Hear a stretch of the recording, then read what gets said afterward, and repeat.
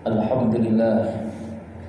Alhamdulillah nahmaduhu wa nasta'inuhu wa nastaghfiruh wa na'udzu billahi min shururi anfusina wa min sayyiati a'malina may yahdihillahu fala mudilla lahu wa may yudlilhu fala hadiya lahu.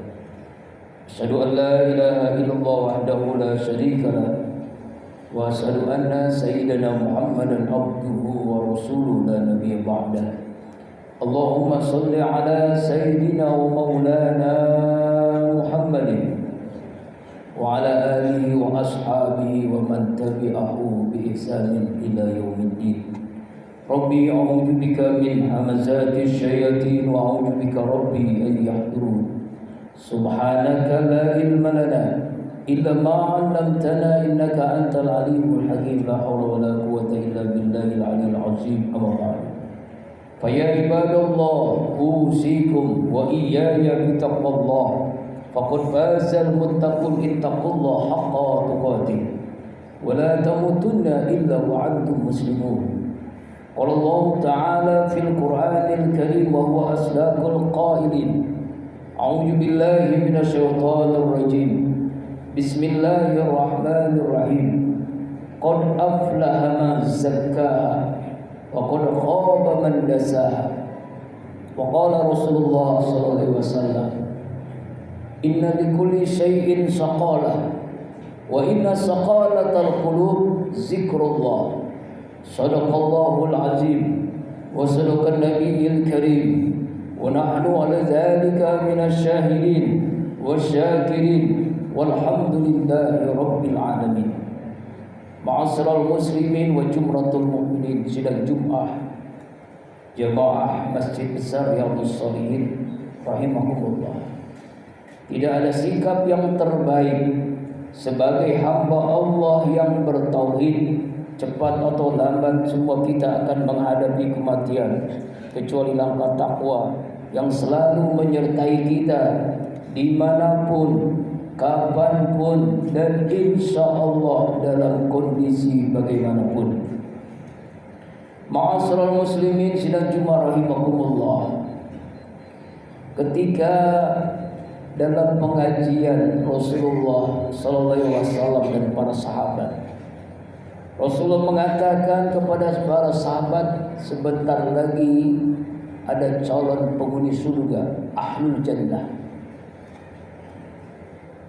Hari yang ketika mengatakan itu, setelah mengatakan itu, ada sahabat Ansor bekas wudu, dia duduk di tengah-tengah sahabat.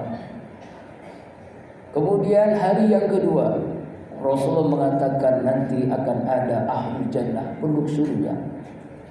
Dan ternyata orang yang dikatakan itu adalah orang yang hari yang pertama, orang yang sama, sahabat Ansor. Hari yang ketiga seperti itu juga Rasulullah mengatakan nanti akan datang ahlul jannah. Dan ternyata orangnya sama, sahabat Ansor. Selesai pengajian, sahabat sekaligus pembantu Rasulullah, Amr bin As, kemudian penasaran, lalu dia punya ide berjumpa dengan sahabat Ansor. Lalu dia mengatakan ungkapannya, mohon maaf, saya ada masalah dengan keluarga, bolehkah saya menginap di rumah antum beberapa hari? Silahkan, tafadhol, kata sahabat Ansor. Tapi saya tidak punya apa-apa. Gak apa-apa, yang penting saya bisa nginap di rumah antum.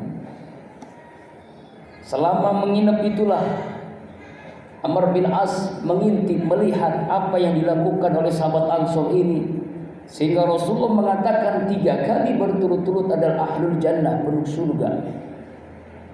Berarti ada amalan dong yang melebihi sahabat-sahabat yang lain. Hari yang pertama dia melihat, amalannya biasa aja.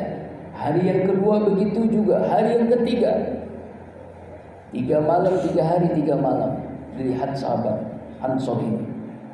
Kemudian Amr bin As pamitan, karena sebenarnya saya tidak punya masalah dengan keluarga, tetapi saya penasaran Apa yang dilakukan diucapkan Rasulullah SAW. Sebab yang dikatakan Rasulullah adalah wa ma yantiqu anil hawa in huwa illa wahyu yuha. Apapun yang dikatakan Rasulullah adalah wahyu dari Allah, pasti benar. Antum ini ahlul jannah. Tapi saya lihat beberapa hari, saya ngintip, saya memperhatikan amalannya sama dengan amalan saya. Tidak semalam suntuk misalnya zikir, semalam suntuk tidak tidur misalnya tahajud, tidak. Antum tidur lalu tahajud bangun, tapi tidak lama-lama banget. Tidak zikirnya lama-lama banget, baca Qurannya juga tidak seperti itu. Lalu apa yang mengatakan penyebab Rasulullah mengatakan itu? Wallahu a'lam, jawab sahabat Ansor. Saya juga tidak tahu kenapa Rasul mengatakan itu. Udah kalau begitu saya pamitan. Beberapa langkah Amr bin As dipanggil oleh sahabat Ansor. Sahabatku sini, karena antum sudah tinggal 3 hari 3 malam di rumah saya akan menceritakan kenapa Rasul mengatakan seperti itu. Alhamdulillah, Allah karuniakan sebelum saya tidur pun tidak punya suuzon kepada siapapun, buruk sangka. Tidak ada hasud kepada siapapun, tidak iri hati, dengki. Tidak sombong, tidak bakhil. Artinya, wah, subhanallah, inilah yang menyebabkan antum ahlul jannah. Apa dari kisah ini diceritakan dalam hadis Anas bin Malik, yaitu bagaimana seorang yang dikatakan Rasulullah ahlul jannah adalah amalannya tidak begitu banyak, tetapi dia memiliki qalbun salim, hati yang bersih, hati yang bening, tidak ada penyakit hati dalam dirinya. Segera dia bertaubat, minta ampun, muhasabah diri kalau ada penyakit hati dalam dirinya. Sehingga Allah katakan dalam Al-Quran surah As-Su'ara 88-89, A'udzu billahi minasyaitonir rajim. Yauma la yanfa'u malun wala banun illa man atallaha biqalbin salim. Ingatlah pada hari yang tidak bermanfaat harta, kekayaan, jabatan, penghargaan, pujian, kecuali hamba Allah yang memiliki hati yang bersih. Ala inna bil hisbullah, dalam sebuah hadis Rasulullah, ingatlah dalam setiap tubuh kita ada segumpal darah, segumpal daging. Ija salahat salatu kullu, apabila baik baiklah, apabila rusak rusaklah. Ala il qalbu, dan itu adalah hati. Imam Al-Ghazali mengungkapkan hati itu seperti raja, pemimpin. Rakyatnya adalah seluruh anggota tubuh ini. Ketika raja memerintahkan kebaikan, maka seluruh tubuh ini akan melakukan kebaikan. Kalau raja memerintahkan kemaksiatan, maka seluruh tubuh pun akan melakukan kemaksiatan. Dan itulah hati. Pentingnya kita menjaga hati ini. Kalau hamba Allah memiliki hati yang bersih, maka dengan sendirinya pikiran jernih, hati yang bersih, ibadahnya khusyuk, hati yang bersih, doanya mustajab. Hati yang bersih, rezekinya berkah. Hati yang bersih, keluarganya sakinah. Hati yang bersih, keturunan soleh dan solehah. Hati yang bersih, wafat usul khotimah. Ya ayyatuhan nafsul mutmainnah, irji ila rabbiki radiyatan mardiyah, fadkhuli fi ibadi wadkhuli jannati. Itulah pentingnya kita menjaga hati. Dalam surah As-Sam Allah berfirman, A'udzu billahi minasyaitonir rajim. Qad aflaha man zakkaha wa qad khaba man dassaha. Sungguh beruntung, sukses orang yang selalu mensucikan hatinya. Sungguh rugi orang yang selalu mengotori hatinya. Di era digital sekarang ini, berbagai kemaksiatan dipertontonkan, kezaliman, perbuatan dosa. Kenapa orang melakukan korupsi saja? Kenapa orang berzina? Kenapa orang mabuk? Kenapa ada kezaliman suami kepada istri? Kenapa ada kenakalan remaja? Kenapa ada kemaksiatan yang menjadi-jadi di negeri kita atau di tengah-tengah kita? Karena hatinya sudah kotor, hatinya sudah berpenyakit.